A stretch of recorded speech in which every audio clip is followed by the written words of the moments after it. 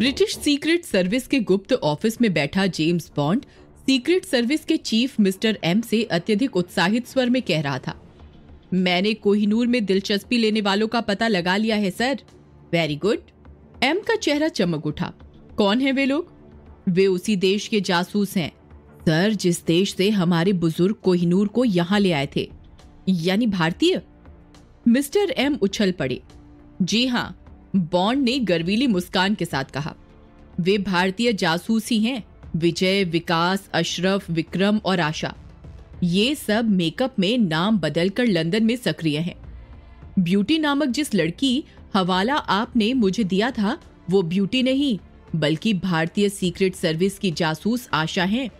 ओह God, इस वक्त आशा मेरी कैद में है और बाकी चारों को भी आप मेरी गिरफ्त में ही समझें। क्या मतलब? मैं आपके पास ये गुजारिश लेकर आया हूँ कि इसी वक्त आदेश जारी करके स्मिथ स्ट्रीट पर स्थित पीटर हाउस नामक इमारत को सशस्त्र सैनिकों से घिरवा कर उन्हें गिरफ्तार करा लीजिए। क्या वे चारों इसी इमारत में हैं?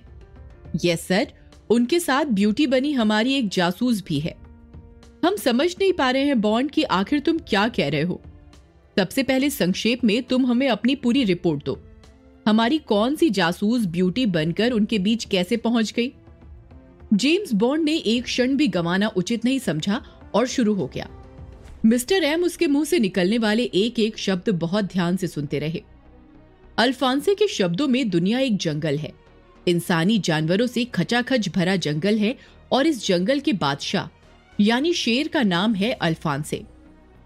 जानने वाले ये भी अच्छी तरह जानते हैं कि इस अंतर्राष्ट्रीय मुजरिम के पैरों में चक्कर है, यानी एक मुल्क से दूसरे मुल्क घूमते रहना इसकी हॉबी है, और अपनी उसी हॉबी के मुताबिक इस बार अल्फांसे लंदन पहुंच गया।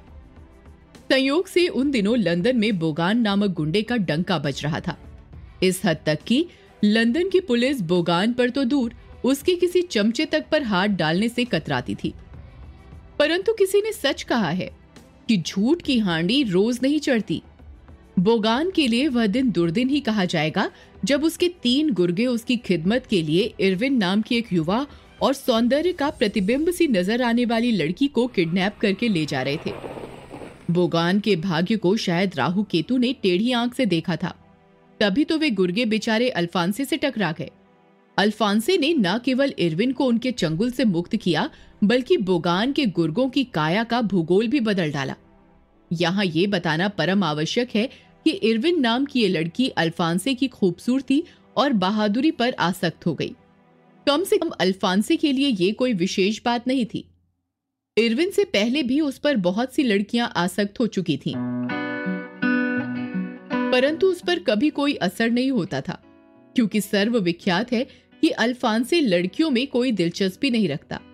मानवता के नाते ही वो इरविन को अपनी कार में बिठाकर उसने निवास स्थान पर छोड़ने आया था।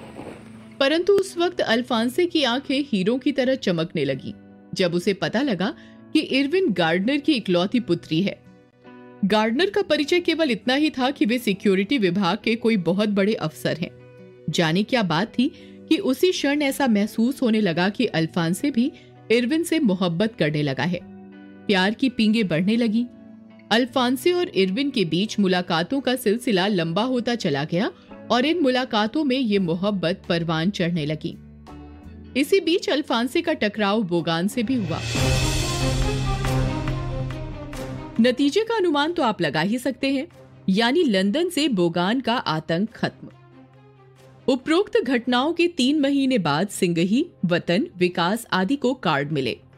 इन कार्ड्स के मुताबिक अल्फांसे इरविन से शादी कर रहा था। शादी के कार्ड्स के साथ अल्फांसे ने पत्र से संबंधित व्यक्ति को सूचित किया था कि अपने अपराधी जीवन से अब वह ऊब चुका था और इरविन के साथ घर बसाकर शेष जीवन शांति से गुजारना चाहता है। ये अनुरोध भी किया था कि शादी के समारोह में कार्यक्रमानुसार उपस्थित होने की कृपा करें। राजनगर में अल्फांसे ने सभी को कार्ड भेजे थे, परंतु विजय के नाम का कोई कार्ड नहीं था और अल्फांसे की यह हरकत जहां विकास, रैना, रघुनाथ, मोंटो, ब्लैक बॉय, अशरफ, विक्रम, नाहर और परवेज आदि को अपमानजनक लगी, वहीं विजय ये सोचने पर बाध्य हो गया कि आखिर अल्फांसे ने उसी को कार्ड क्यों नहीं भेजा है। वैसे तो ये सूचना ही उसे चौंका देने के लिए काफी थी कि अल्फांसे शादी कर रहा था।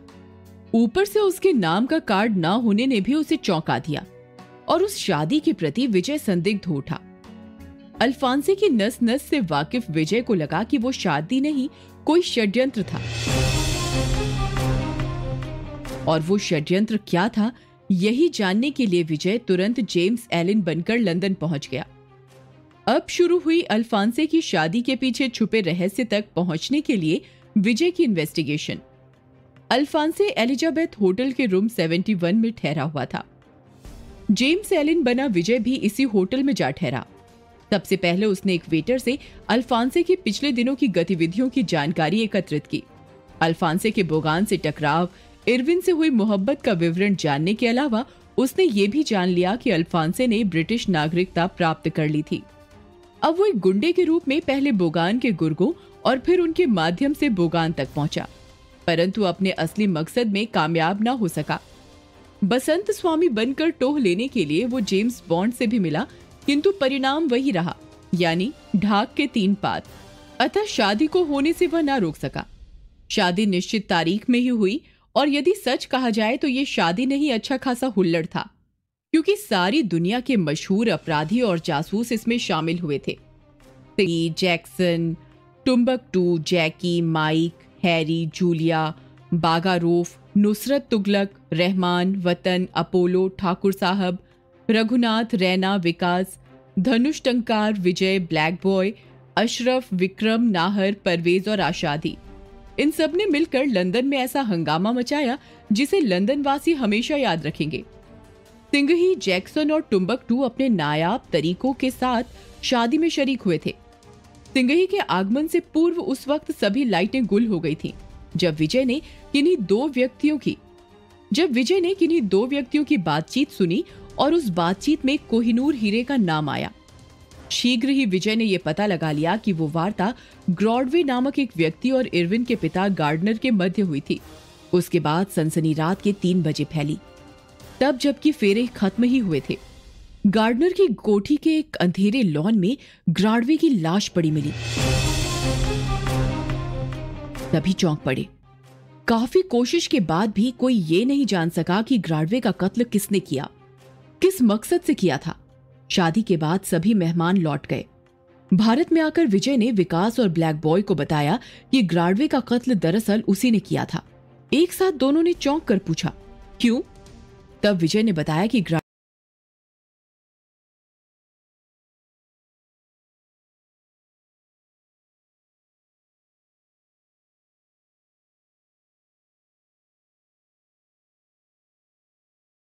को मारने से पहले उसने टॉर्चर किया था कि इस टॉर्चर के कारण ही ग्रॉडवे ने बताया था कि कोहिनूर क्योंकि दुनिया का सबसे ज्यादा मूल्यवान, नायाब और गौरवमयी हीरा है, इसीलिए ब्रिटेन सरकार ने उसकी सुरक्षा के कड़े प्रबंध किए हैं। ये सारे प्रबंध केएसएस नामक संस्था की देखरेख में है और केएसएस का डायरेक्टर खुद इरविन का पिता गार्डनर है।